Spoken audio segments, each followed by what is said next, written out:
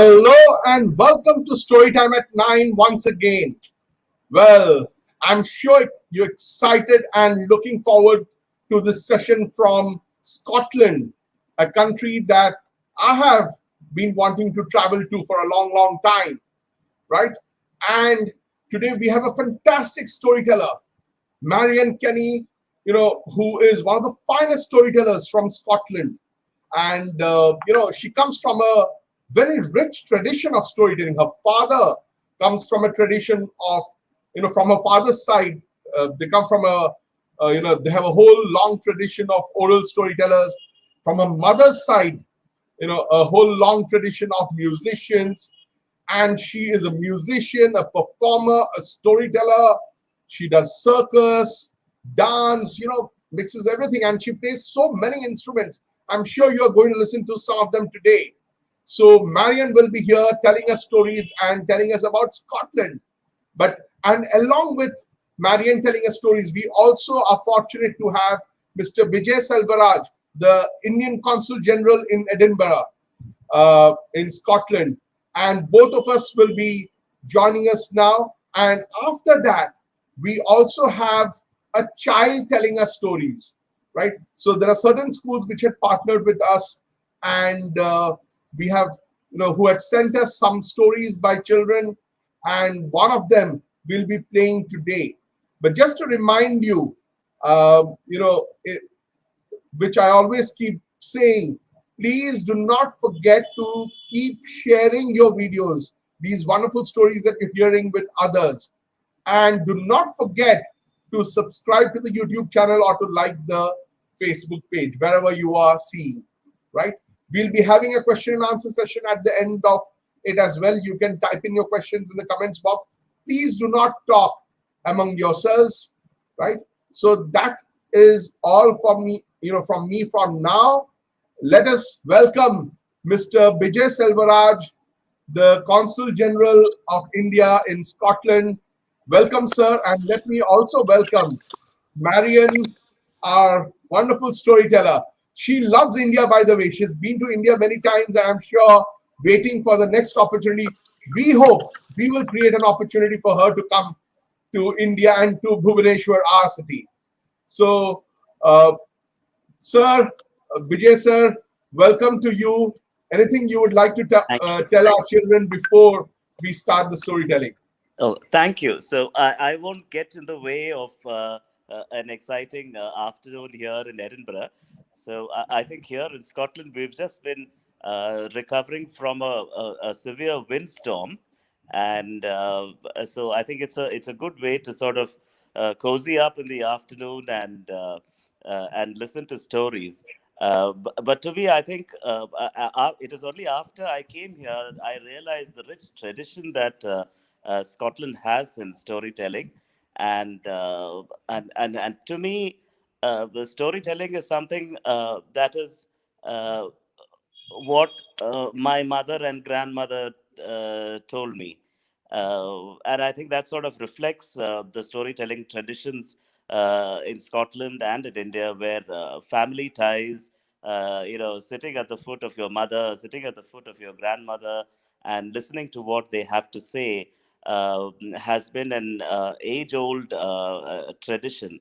And any recollection of my grandmother will have to go with the different stories she had to tell me of her life, of her family, of her traditions, and beliefs. So I'm really glad to be part of this session this afternoon. And thank you, Marion, and thank you, Sujit, for having me here. And I think I'll pass it back to Sujit to take it forward. Thank you very much, sir. I hope, as we have been discussing earlier, we can explore doing something with the Scottish Storytelling Center and with Marion. Marion happens to be the vice chair of the Scottish Storytelling Center. By the way, children, the most famous storytelling festival in the world happens in Edinburgh, organized by Marion and her colleagues. So when we try to organize a storytelling festival here in Bhubaneswar, how many of you have been to Bhufesto, the Bhubaneswar Festival of Storytelling? We told the government here, we want to do something like Edinburgh. Now that's very aspirational, but yeah, we would like to do something beautiful here as well. So thank you, sir. Over to you, Marion. You can tell us stories now. And after you tell us stories, I guess I can come back again and then you can tell us about Scotland and play us some music. Over to you, Marion. Thank you, Sujit, and it is a delight to meet you and also to Vijay. So, yeah, we've had big, strong winds here in Scotland and trees are falling over. So it is a wonderful day to be snug and to share some tunes and some stories. I'm going to start. I'm going to play you a tune on my flute. It's a traditional, a very old Scottish song.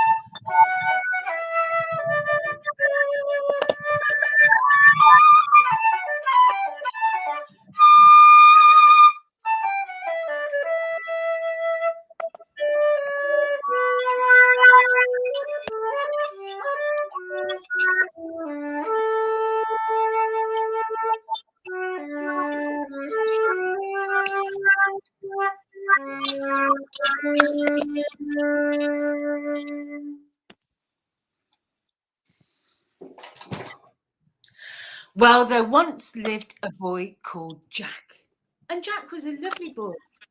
He was very kind, and he was very thoughtful, and he lived in the middle of a forest with his mother in a tiny, greeny, tumble-down cottage, a little house. And well, Jack loved living in the middle of nature. He loved all of the creatures. The birds, he knew all of the different birds, all of the robins and the little Jenny wrens and the blackbirds and the eagles. These were Jack's friends. And Jack's job was that he was a woodcutter. But you know, he never ever chopped down a tree when it was green and alive and healthy. Jack would just take down some of the trees that were maybe blown down by a big storm by the winds, like we had here in Scotland last night. Or maybe the tree was old and it was ill. And then Jack would take his little axe and he would chop the trees into little bits of wood and he would put them in his little wheelbarrow and he'd wheel the wheelbarrow all the way through the forest to the nearest village. And then he would sell the wood to all of the local village people. So they would have fire for cooking their food and fire for heating their houses. And although Jack loved his job and he loved being in the middle of nature with all the little squirrels and all the little rabbits and all of the birds, he didn't earn very much money. In fact, all Jack earned for a whole week's work was 1 penny. That's probably about 10 rupees. And so one day he went in to see his mother and he said, Mother, he said, I am going to go off to seek my fame and fortune. And his mother said, well, Jack, You know, I love you so much, but I know that you must grow up and you must make your own way in the world. So I'm going to go and make you some sandwiches and get you some food for your journey. And she did that. She gave Jack some sandwiches and some to drink, and he set off on his journey. Now, it just so happened that not very far away, there was another village, and this kingdom had a castle, because here in Scotland we have lots of huge castles, just like the famous forts that you have in India, like the big forts in Rajasthan. And in that fort there lived a king, and that king, everybody adored him because he was a very kind man. He really cared about all the people. He loved his subjects. But he had a daughter. She was a Rani. She was a princess. And she wasn't very nice. She was called Princess Marigold. Oh, and she was rude to everybody. She was always shouting at everybody. She had servants that did everything for her. But she was rude. And there was nothing that her father, the king, wanted more than Marigold to fall in love, to get married, and to give him lots and lots of grandchildren. But, well, Marigold turned down suitor after suitor, and she upset them all. And so he decided one day he would take the matter in hand, and he said, Marigold, he said, you've been rude to all of these lovely men, all of these princes who came to propose to you. They wanted to marry you, and you were rude. You upset them. So I'm telling you, you are going to marry the first man who puts his foot on the bridge into the castle. And, well, who do you think that was?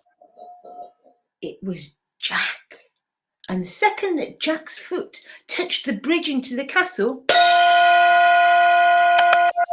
can you believe his surprise? Because the king rushed forward. He said, Jack, he said, I'm glad that you're here.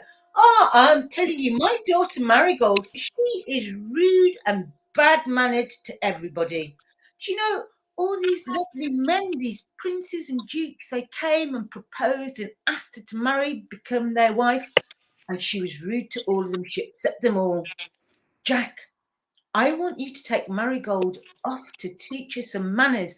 Would you take her away, take her into the forest now, teach her all about nature? And I don't want to see her again until she has some manners and she knows how to behave like a princess.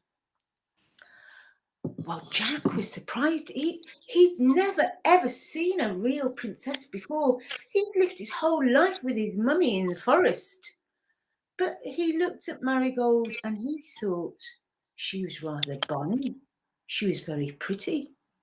And he bowed before the king and he said, Your Majesty, said, of course, I will look after your daughter and I will take her into nature. I will teach her all about the plants and the trees as much as I can.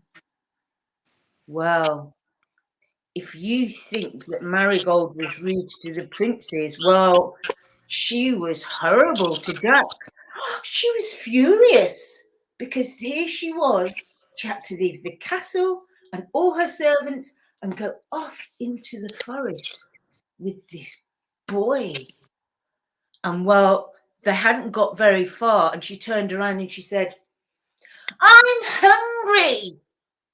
And he said, well, Marigold, we're here in the middle of the forest and there's lots of fruit trees. I'm sure that the trees will be really happy to give you something to eat. And what sort of fruit tree do you think they came to next? Here in Scotland, we have all sorts of fruit trees, and in India, you have lots of delicious fruit trees. And this is a magic forest, so everything grows here. And the first tree they came to,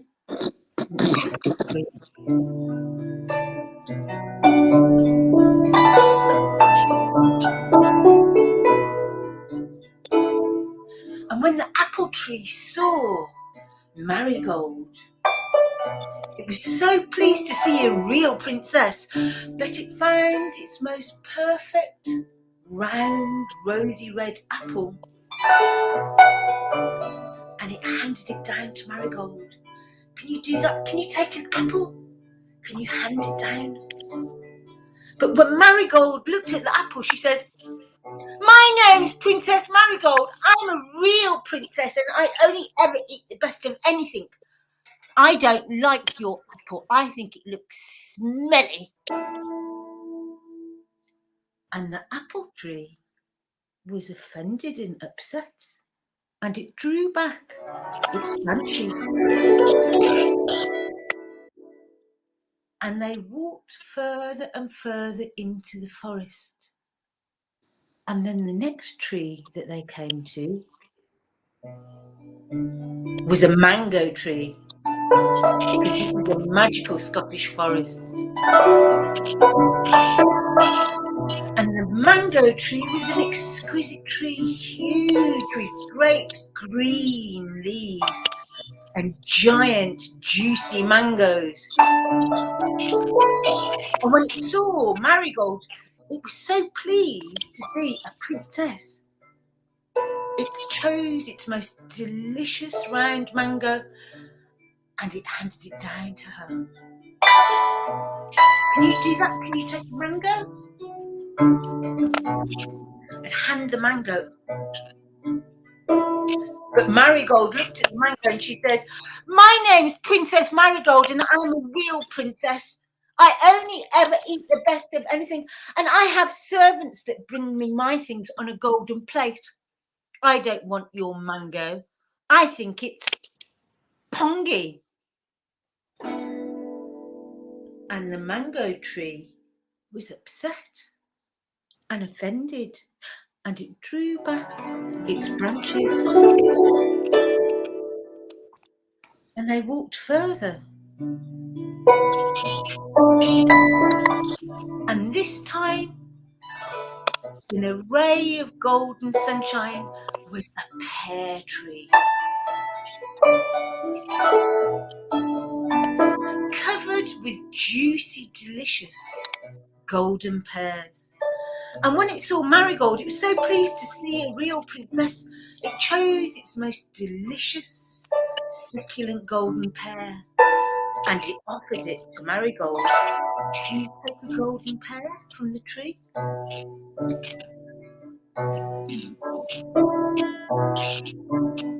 But Marigold said, "My name's Princess Marigold and I only ever eat the best of anything. I don't want your pears. I think that they look yucky." Ooh. And the pear tree was upset and drew back its branches. Now, by now, it was getting dark. And Jack said, "Marigold," he said, "it's getting dark. I think that we need to find somewhere to spend the night because we don't want to be out in the deep, dark forest." And they came across a little woodcutter's cottage, a little wooden shed. And Jack opened the door and he said, "Marigold," he said, "I know that it's a bit old and dirty, but, I'll clean it up and we can make a fire and we'll be fine here for the night." And she said, "My name's Princess Marigold and I don't want to sleep anywhere like this. It's just a dirty little shed." And he said, "But Marigold, we can't go out into the deep, dark forest because don't you know who it is who lives in the middle of the deep, dark forest?"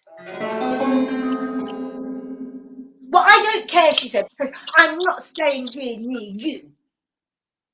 And before Jack could say anything, she'd opened the door and slammed it shut. But when Marigold was in the forest, she started to get scared because she could hear all sorts of strange things, strange noises. sort of animals live in the middle of the deep, dark forest. She could hear some owls, some birds that live at night, and they went twit-twoo, twit-twoo. Thought Marigold. She was scared, and she started moving. What else could she hear in the deep, dark forest? What do you think? She could hear some wolves howling. Ow! She thought, no! She started to move faster. What else could she hear in the deep, dark forest? She could hear a witch laughing. She started to run, and as she ran, she could hear all sorts of ghosts and tigers and bears and spiders and bats and snakes. And she ran and she ran and she ran. She was so scared, and she ran until she could see in the distance there was smoke rising into the sky. And she thought, there must be somebody living there. There must be a house. There must be a house with a fire. And she ran and she ran and she ran and she knocked on the door. And the door of the cottage swung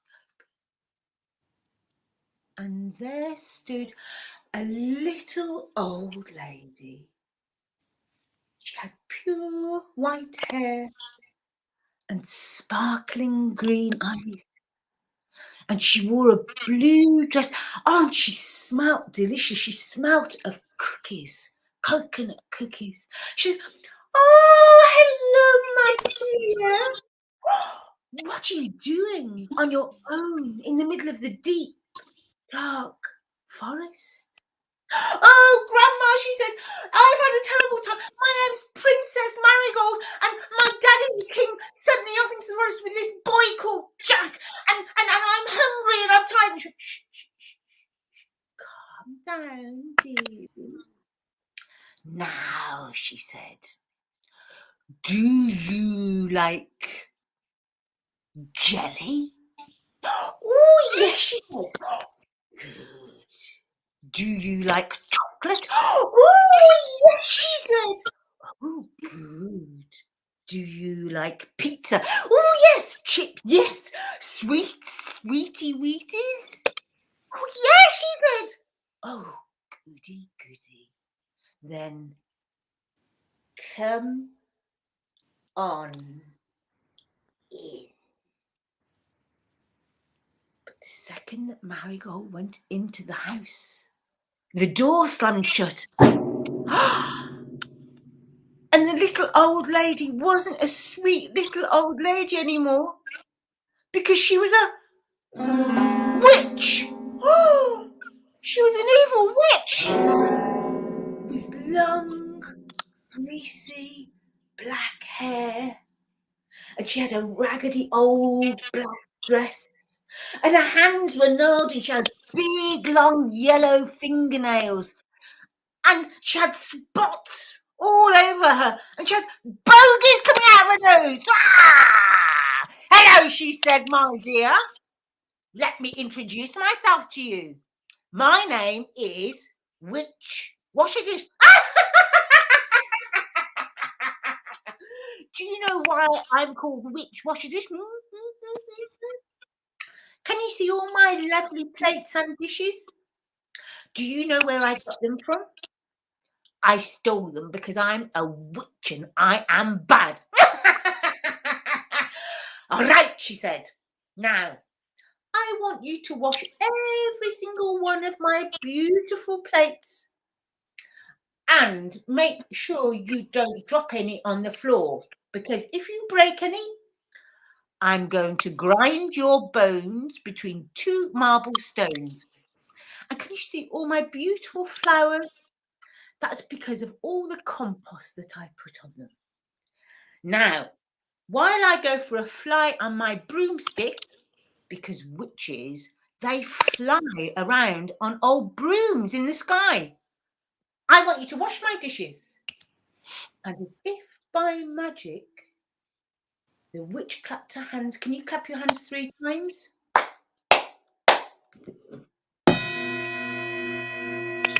And a golden chain appeared around Marigold's ankle, and she was chained to the sink. And the witch laughed, and the door opened, and she flew out on her broomstick into the sky. Marigold was scared. She was hungry and she was tired, and now she had to wash these dishes for this witch, and she was trying really carefully to wash them, but they were slippery, and one of them slipped and it smashed on the floor. And within seconds the door opened and in came the witch, and she put her broomstick down. You've broken one of my lovely plates. For that I'm going to smack you up the bum bum.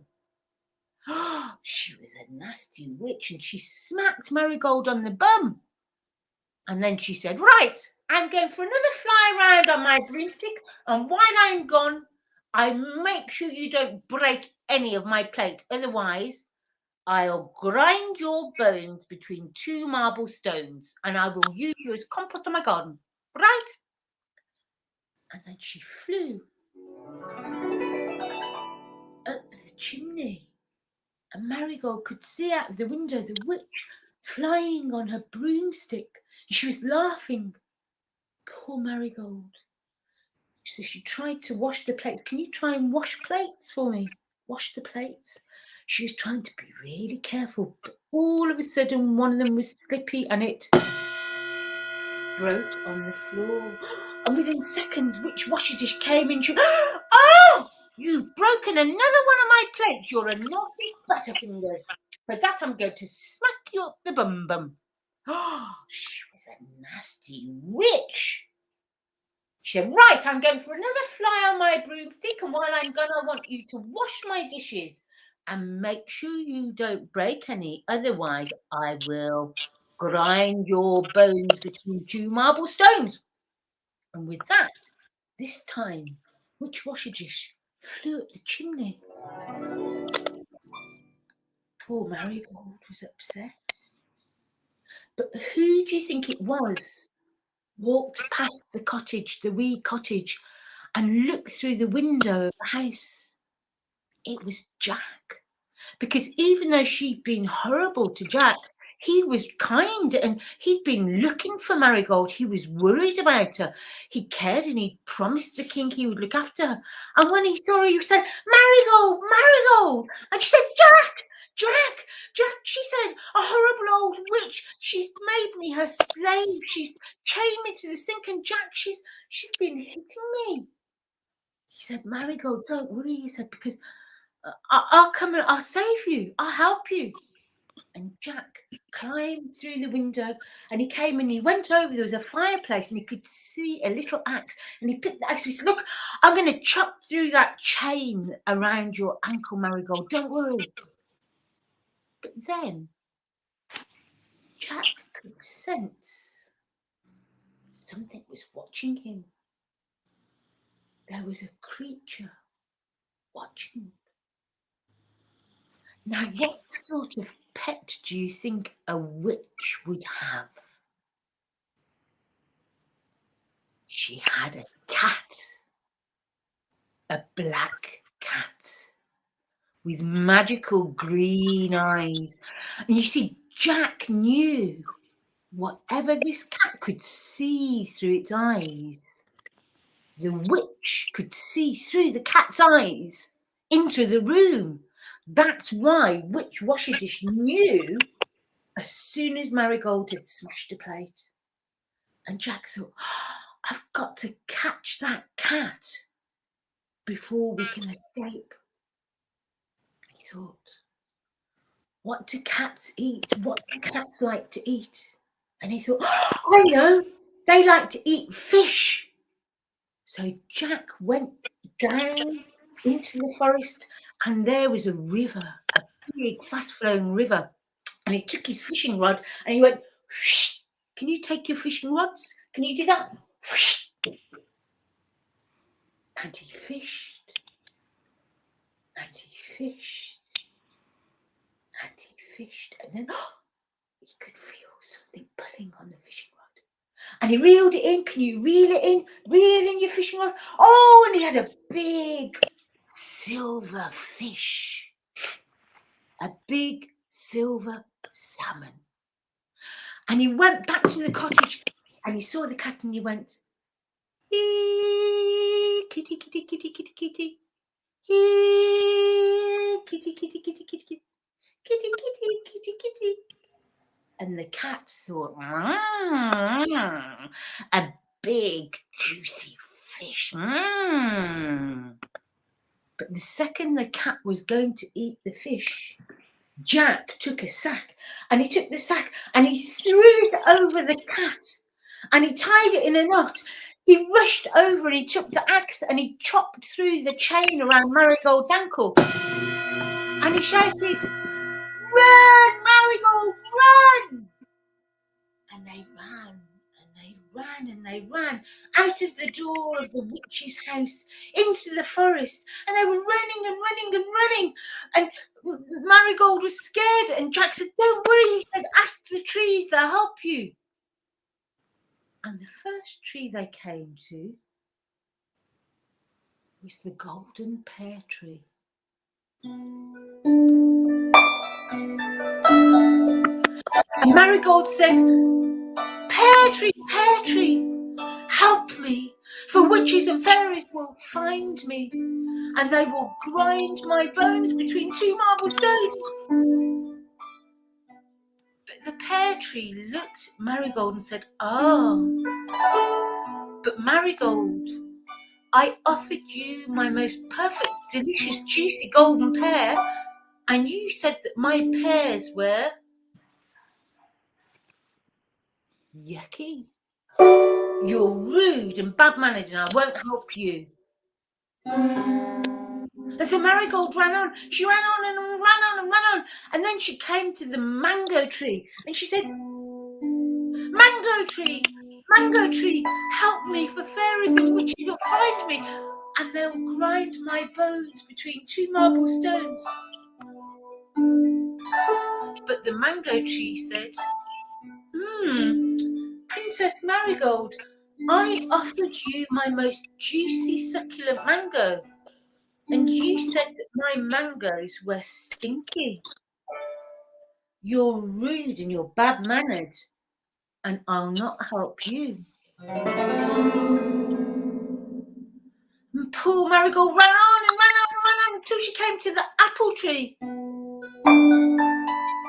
She said, apple tree, help me, for witches and fairies will find me and they'll grind my bones between two marble stones. But the apple tree said, Marigold, I chose you my best apple. It was the biggest, juiciest red apple and I offered it to you and you said that my apples were stinky. You're rude and you've got no manners and I won't help you. Well, Marigold ran on and she ran on and ran until she came to a pine tree. In Scotland, we have lots of pine trees. They're huge trees covered in delicious green leaves and they smell lovely. And you see, pine trees don't have any fruit.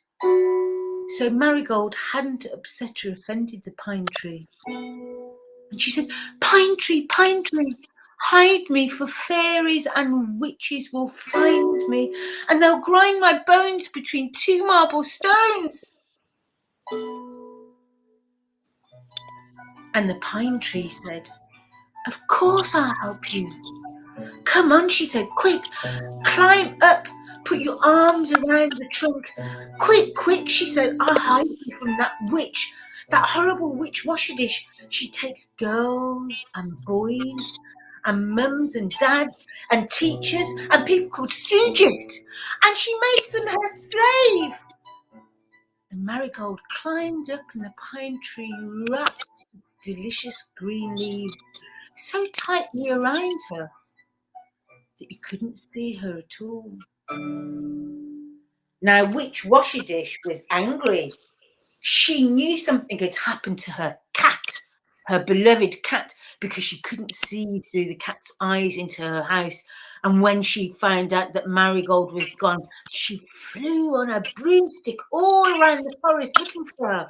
And she flew down and she came to the apple tree and she said, "Apple tree, have you seen Princess Marigold?" "Oh, no, yes," she said. "Do you know, she was very rude. I offered her an apple and she said my apples were stinky. She went that way." "Ah, thank you very much," said Witch Washy Dish. And then Witch Washy Dish came to the mango tree and she said, "Mango tree, have you seen Princess Marigold?" "Oh, yes," said the mango tree. "Do you know, I offered her a delicious juicy mango and she said my mangoes were stinky." "Oh, she's got no manners. She's very rude. She went that way." "Ah, thank you," said Witch Washy Dish.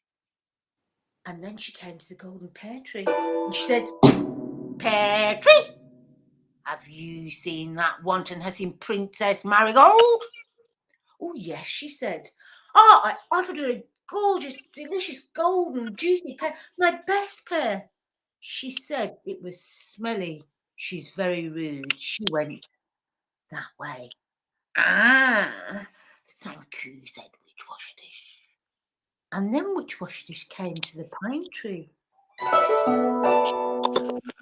And she said, "Pine tree, have you seen Princess Marigold?" "Oh, no," said the pine tree. "I haven't seen Princess Marigold. I haven't seen anybody go through the forest today." Witch Washy Dish walked around the tree. She couldn't see Marigold anywhere. And because the pine trees have such a delicious scent, she couldn't smell her with her very, very good witch's nose. And she climbed on her broomstick and she flew off into the sky. And in that very moment,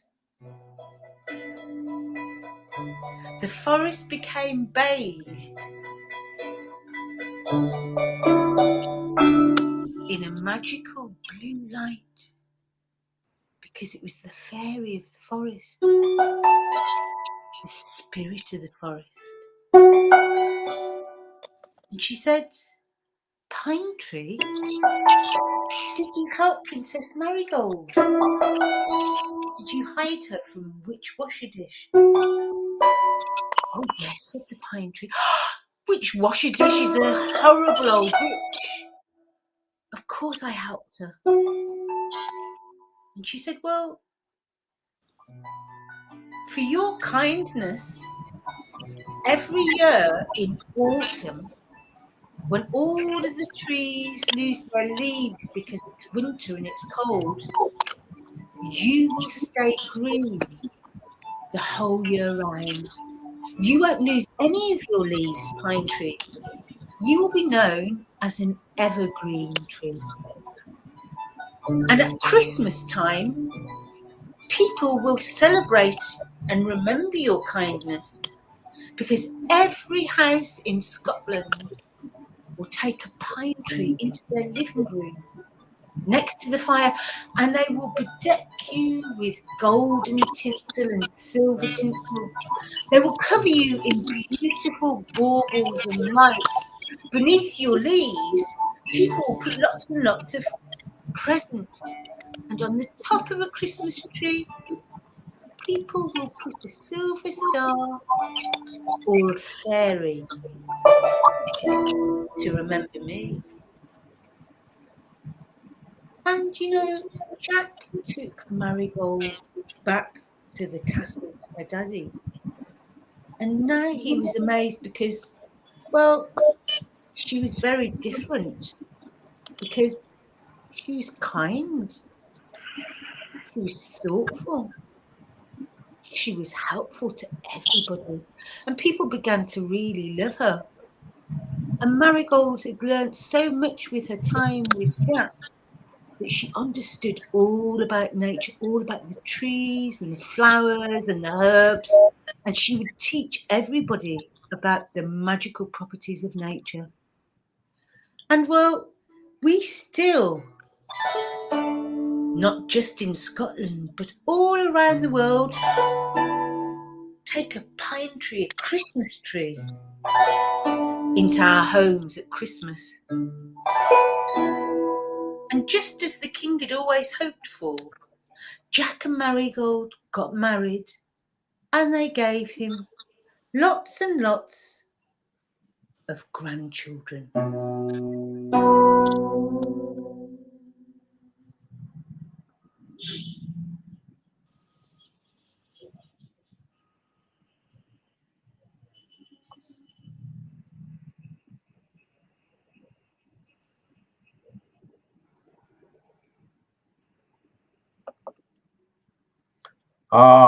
Such a lovely story, Marion. Lovely indeed. Children, I mean, I have, we have already traveled to 45, 46 countries and about 60 sessions, but such wonderful musical storytelling, with music and storytelling going together. I think this is the finest so far. Now, this is something, now I always tell you to retell the stories that you hear to your friends and family, but I'm sure you cannot retell with the same music. So definitely do not forget to share the video, wherever you're seeing it, just share the link on WhatsApp, or if it's on Facebook, then share it there so that others can also get to hear it. I think the Consul General left. So, Marion, would you like to say anything else? Would you like to share about Scotland now? Yeah, well, I just want to say hello to all of the children, and I wish we were together, because usually when I tell that story, we tell it together.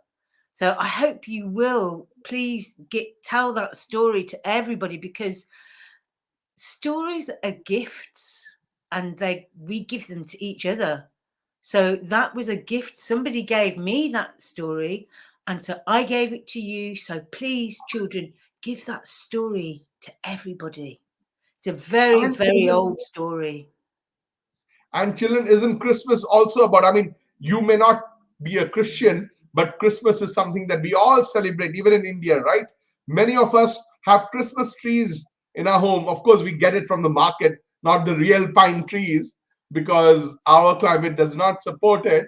But then see, what a wonderful story to why the pine tree is evergreen, even in Christmas. So, great. So, shall we move to the presentation then, Marion?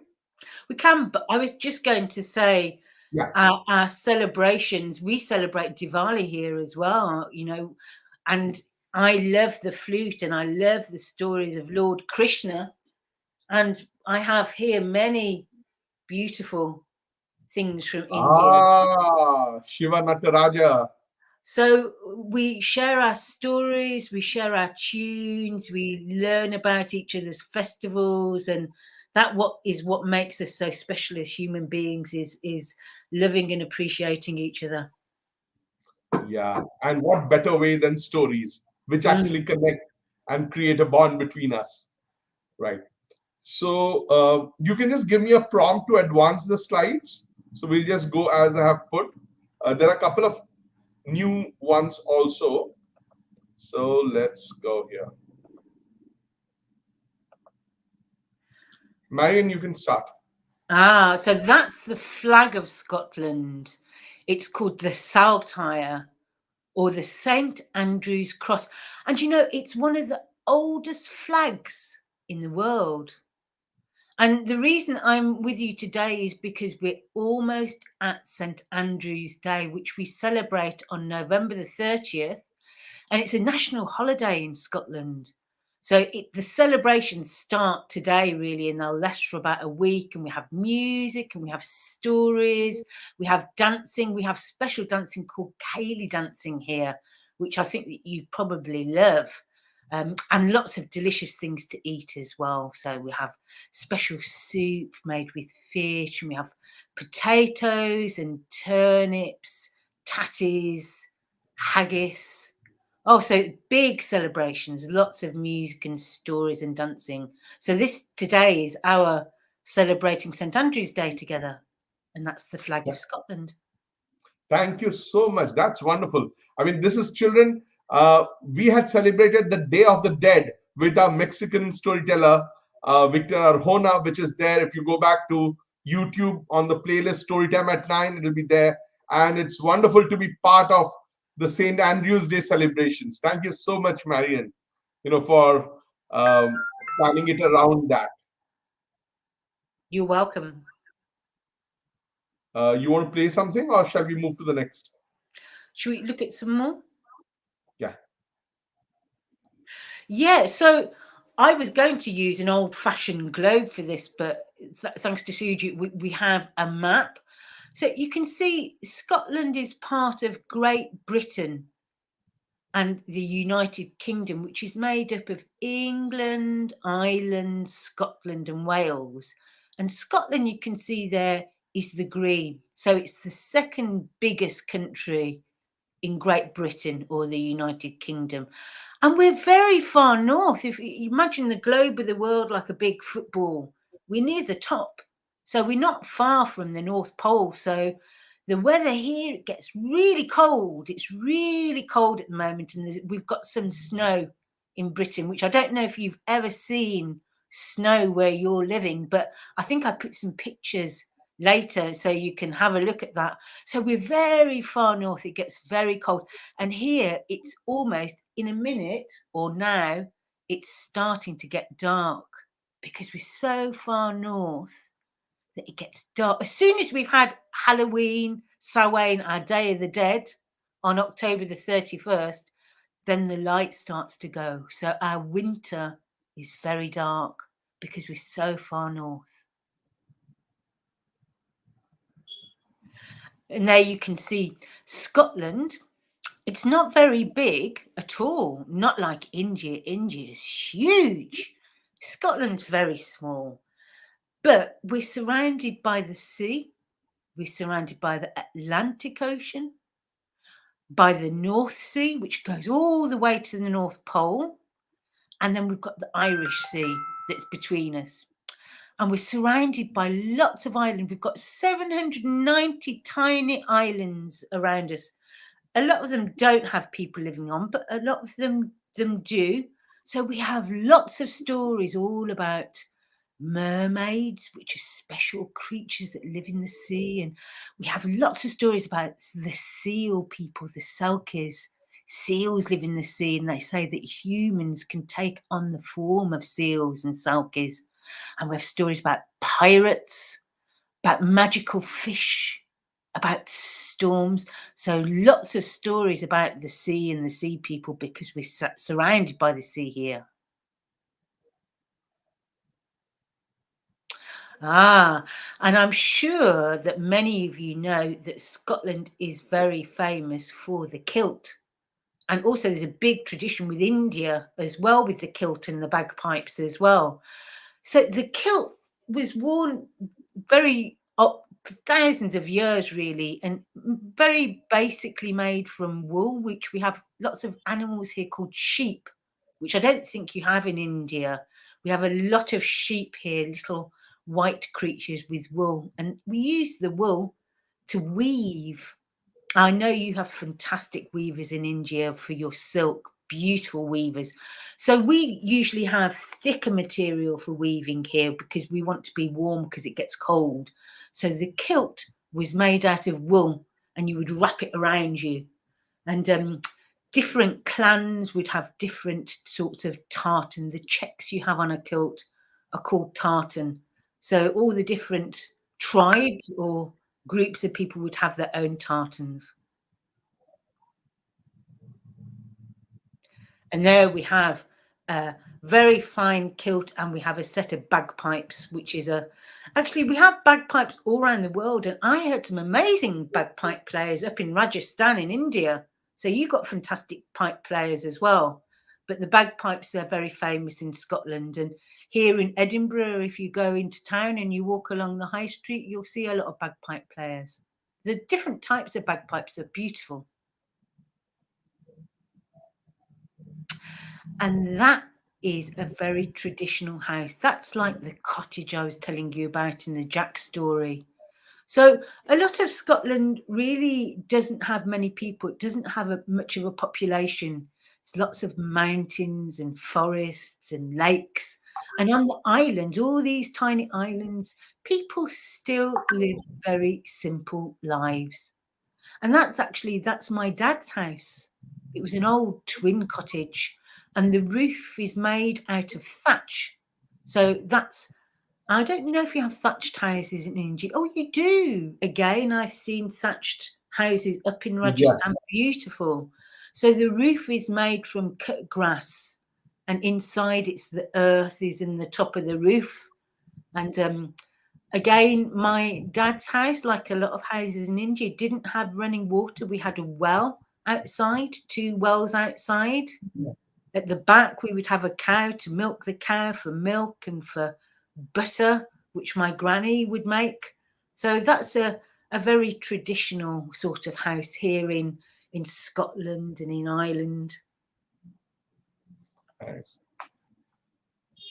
And here we have the beautiful city of Edinburgh, which is where I am now, where I live, where my family lives. And we have a lot of castles in Scotland. They're like your forts. And really, if you look at that castle up on the hill, it will look very much like somewhere like Jaisalmer with the fort, or Jaipur. We have our castles on the top of the hill like you have your forts. So they're strongholds. And it's a very beautiful city in Edinburgh. You can see we have the sea is very close. So from my window here, I can see the sea. So we're a city, the capital, and this is where I live. This is just next to my house. I took this photograph just up the road, and that's Edinburgh, the capital city. And you can see we've got snow. It's cold. It's winter. And we have a mountain in the middle of Edinburgh called Arthur's Seat. At one time, it would have been a volcano. So lots of volcanoes would have been here. So that's where I live. That's Arthur's Seat and Edinburgh. And that's also exactly where I live. That's 5 minutes from where I'm living now. And that's Arthur's Seat as well. And that's a loch called Dunsapie Loch. So we have lots of lochs, or you would maybe call them lakes in Scotland. And just know where I live now, there's 3 right next to me. So we have lots of water in Scotland because, again, we get lots of rain. I know you have monsoon seasons in India. Sometimes maybe down in Tamil Nadu, you get 3 monsoon seasons. Well, we get rain here a lot. So we have a lot of lochs. And also it's very green, very wet because we have so much rain. You stay in such a lovely place, Marion. I so wish to visit you. You must come. Yeah, Yes. and again, here we have a lovely old castle that looks like maybe the Isle of Skye, and a loch. So that's very typical of Scotland. It's very beautiful. And that's Glencoe again, very famous big pass. We have lots of mountains here. We have one big region that are called the Highlands. There may be, like, you have a fantastic mountain range in India called the Ghats that go down the bottom between Kerala and Tamil Nadu. And I suppose our highlands are a bit like the Ghats in India. And we have lowlands here as well that are a range of hills between England and Scotland. And they're pretty big as well, but not as big as the highlands. The Ghats are there. You know, that in India we have the Western Ghats, which is what you're talking about near Kerala. We also have the Eastern Ghats, which crosses Odisha, which is just south of Bengal, Kolkata.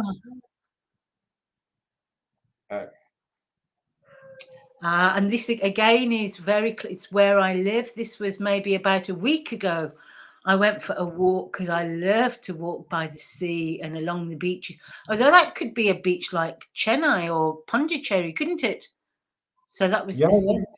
the sunset here in Scotland. Not as warm though as it would be if I was with you. Yes. And there in Scotland, I was saying, because we're surrounded by sea, lots of little fishing boats. That's the smallest harbour in Scotland, at a place called Seacliff. So it's really tiny, very ancient harbour built by what was called the Knights Templar, and it was for the castle. Can you see in the picture that there's a castle? So that little Yeah. harbour was built for the castle, and they would take the fish to the castle. And that's one of the many islands. So that's a little island off Edinburgh we call it the Bass Rock. And it's very famous as a bird sanctuary. Although through history, there used to be soldiers on there and people used to have battles on there as well. And that is heather. And in Scotland, heather is famous because all those mountains that we were looking at, the Highlands and the Lowlands, when it's this time of year or has just been, they are all covered in heather, beautiful purple heather. So when you look, the sky looks purple. And if you get white heather, that's very good luck. They call it lucky white heather. So often you'll take a bunch of white heather home to bring you good luck. And mushrooms and toadstools. Do you get mushrooms and toadstools, Sujit, in India? Well, we get mushrooms, but not like these. So these are called flygaric mushrooms. And again, in autumn, we get lots of these. And, you know, they say that the fairies and the little people, they love these mushrooms. The fairies and the little people, they make their homes underneath these mushrooms. And when it's raining really hard, well, the mushrooms, they're like a big giant umbrella for all the fairies and the little people.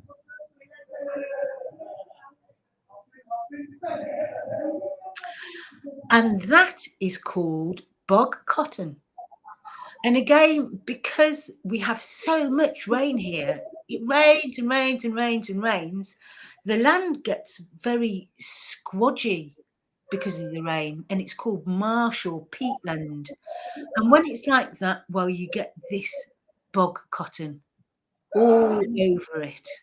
And so the landscape looks beautiful with the white bog cotton.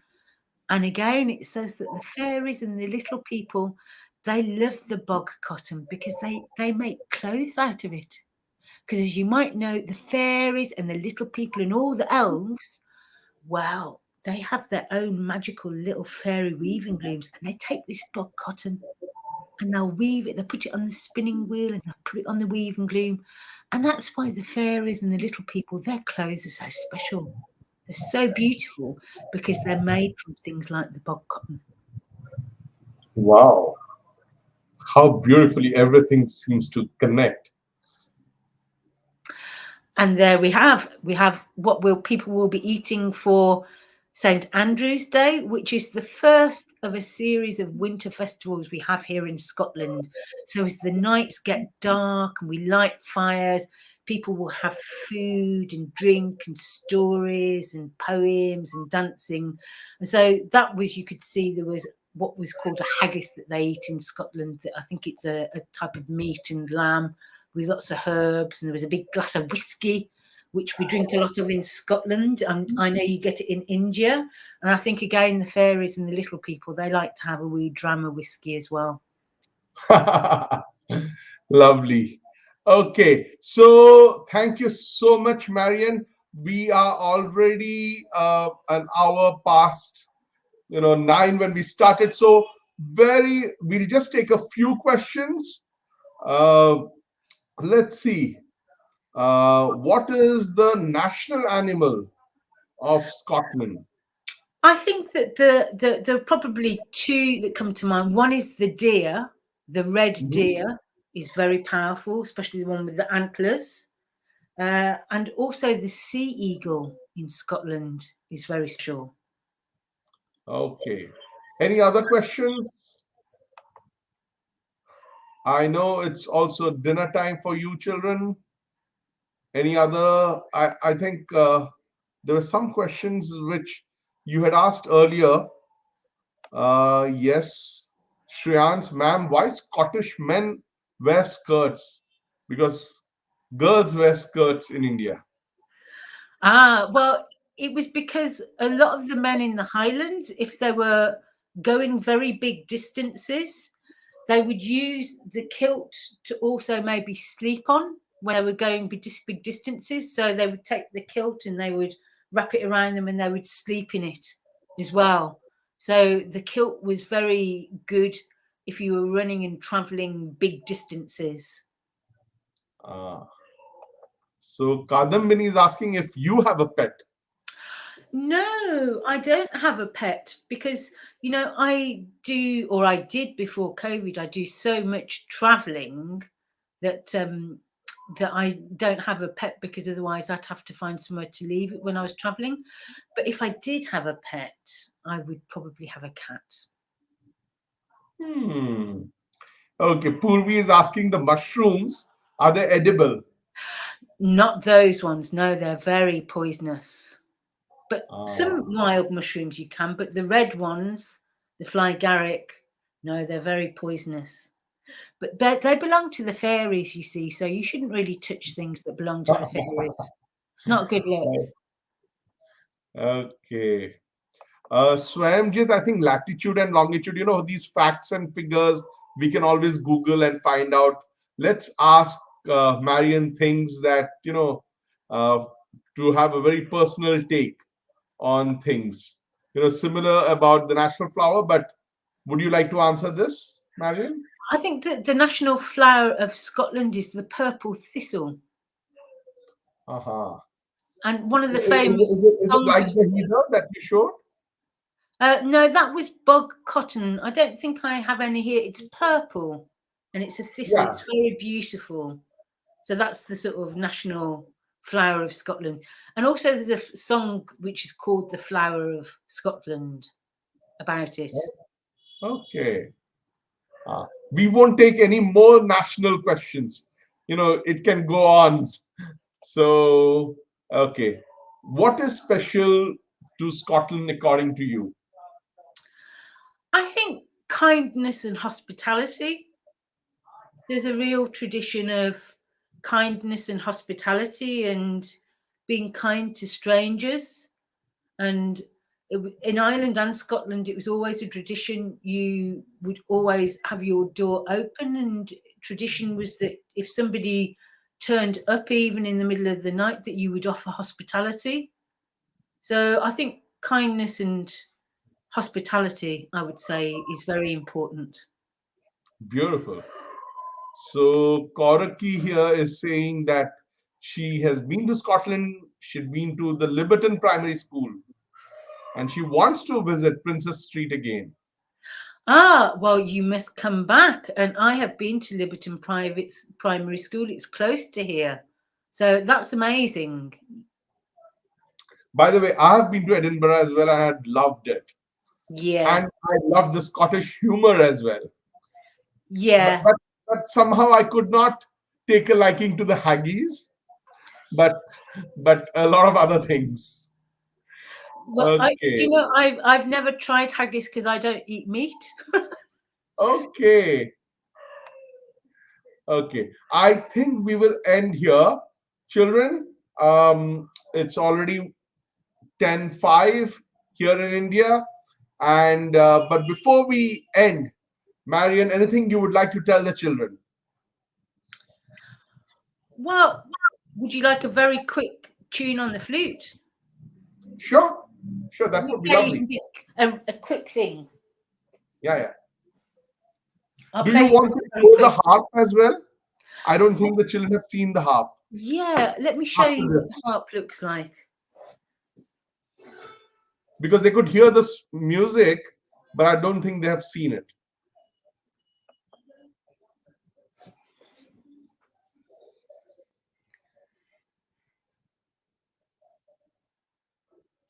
So it's I quite think, long. yeah. See if I can show you an end of it. It's pretty huge.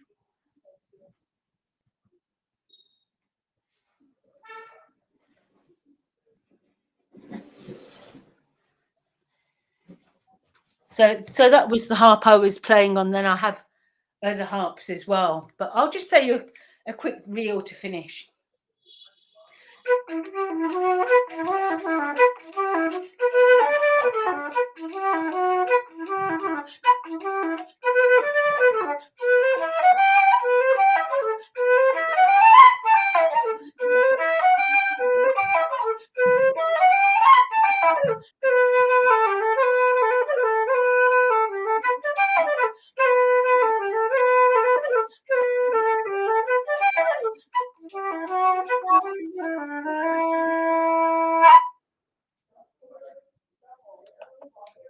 Lovely, lovely, lovely. Thank you so much, Marion. It was wonderful having you. And children will be back next Saturday when we travel to another country with another wonderful storyteller. And this will be the last month of Storytime at 9. When we started it, we said, we will take you, you cannot travel, but we will take you to 50 countries. And some countries, of course, we have repeated, but we are well on track, and we end this series in December. So look forward to seeing you on Saturday, 9 p.m. once again. Thank you very much, Marion, once again. And bye, children. See you next Saturday. Bye.